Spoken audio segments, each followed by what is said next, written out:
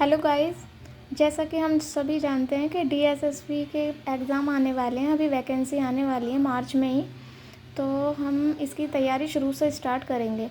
हमें डीएसएसबी की पूरी तैयारी करनी है। तो पहले हम हिंदी करेंगे, उसके बाद हम पेडागोजी, और उसके बाद हम एक एक करके सब्जेक्ट मतलब सारा सिलेबस कवर करेंगे। ठीक है, तो आप हमारे चैनल पर बने रहिए। तो हम आज से स्टार्ट कर रहे हैं हिंदी का फर्स्ट चैप्टर। हिंदी हम एकदम डीपली से पढ़ेंगे, ताकि कुछ कुछ होता है समझ नहीं आता बच्चों को, लेकिन हिंदी हम एकदम डीपली से पढ़ेंगे जिस तरीके से डीएसएसबी में आता है। तो उसी तरीके का हम एग्ज़ाम पैटर्न यूज़ करेंगे। मैं आपको सारा सिलेबस कंप्लीट कराऊंगी, तो आप बने रहिए। चलो हम अपनी वीडियो स्टार्ट करते हैं। तो ये गाइस मैंने नोट्स बनाए हुए हैं जिससे आपको समझने में आसानी होगी। तो सबसे पहला चैप्टर आता है संज्ञा। तो संज्ञा में संज्ञा किसे कहते हैं? किसी व्यक्ति, वस्तु, स्थान, भाव आदि के नाम को संज्ञा कहते हैं। ये संज्ञा जो होती है इसके 5 भेद होते हैं: व्यक्तिवाचक संज्ञा, जातिवाचक संज्ञा, भाववाचक संज्ञा, समूहवाचक संज्ञा और द्रव्यवाचक संज्ञा। तो सबसे पहले हम व्यक्तिवाचक संज्ञा के बारे में जानेंगे। व्यक्तिवाचक संज्ञा जिन शब्दों से किसी एक ही वस्तु या व्यक्ति या स्थान का बोध हो उसे व्यक्तिवाचक संज्ञा कहते हैं।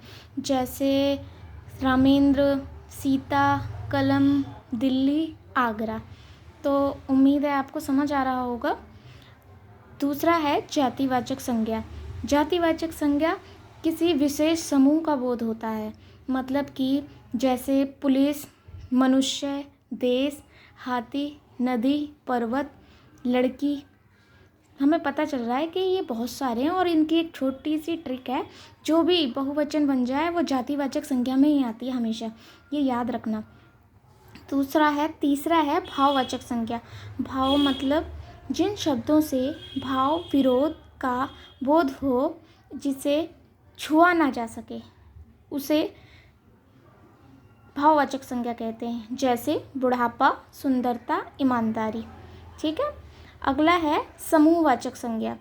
जिन शब्दों से एक ही जाति की वस्तुओं के समूह का बोध हो उसे समूहवाचक संज्ञा कहते हैं। जैसे कक्षा, सेना, दल, गट्ठर, गुच्छा। मतलब कि एक ही समूह हो गया ये।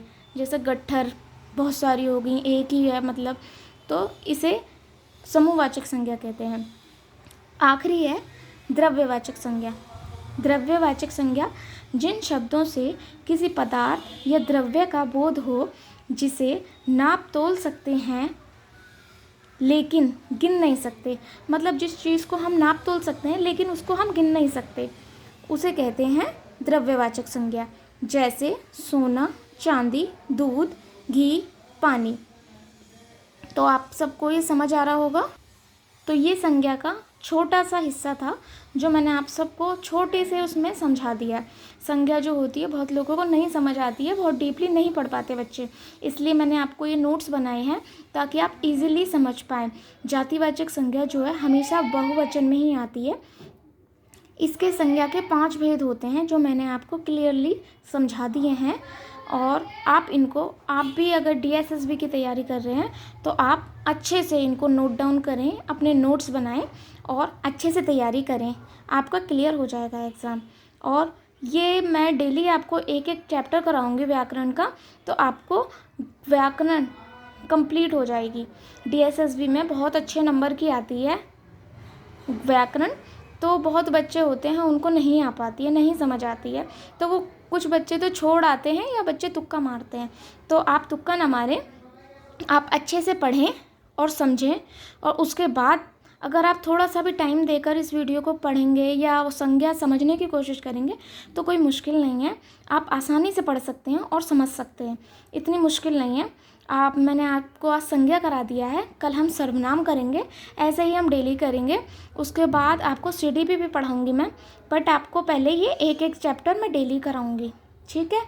आपको संज्ञा अच्छे से कर लेना, इनके नोट्स बनाना, आप बेहतर होगा। नोट्स से अच्छी तैयारी हो जाती है। तो गाइज़ आप नोट्स बनाना। धन्यवाद और वीडियो देखने के लिए धन्यवाद। लाइक करें, सब्सक्राइब करें और फॉलो करें। Thank you. तो गाइज़, हम DSSB की तैयारी करेंगे सिलेक्शन के लिए और इस बार हमारा सिलेक्शन पक्का होगा। अच्छे से तैयारी करें और DSSB के मैं सभी क्वेश्चन पेपर भी कराऊंगी, जिससे आपका मैं सारा सिलेबस कंप्लीट करा दूंगी। तो आप टेंशन ना लें, नोट्स बनाएं और पढ़ाई करें और वीडियो को ज़्यादा से ज़्यादा देखें, सब्सक्राइब करें और DSSB की तैयारी करें। सबको all the best. Thank you.